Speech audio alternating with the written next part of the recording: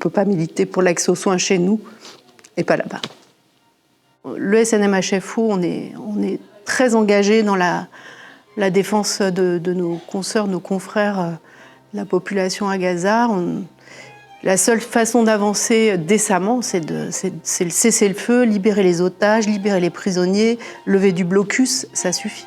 Alors, le docteur Oussama Abou Safia, c'est un médecin, un confrère palestinien qui dirigeait l'hôpital Kamal Adwan, j'espère que j'écorche pas le nom, qui a été bombardé le 27 décembre 2024.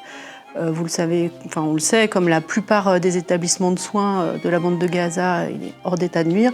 Et à cette occasion, ce collègue a été emprisonné, arrêté, et on sait qu'il est depuis emprisonné et torturé.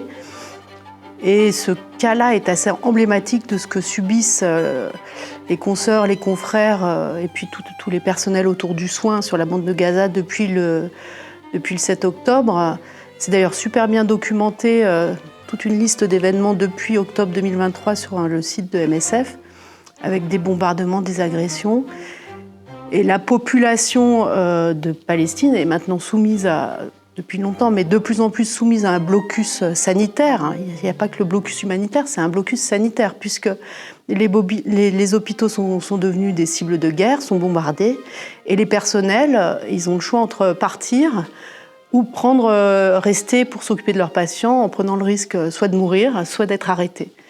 Et le cas du docteur Oussama Abou Safia est emblématique à ce titre, puisqu'il n'a pas abandonné ses patients, il n'a pas abandonné son établissement, et avec un certain nombre de ses collègues, il a été arrêté et depuis il est emprisonné.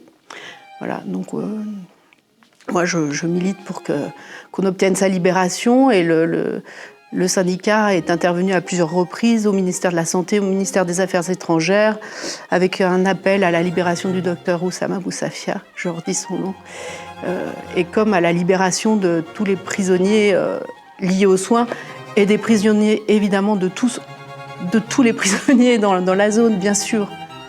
Mais cette attaque, cette destruction des hôpitaux, cette attaque des personnels de soins, des médecins, ces appels incessants à évacuer des hôpitaux, quand on est soignant, quand on est médecin, on sait que c'est impossible.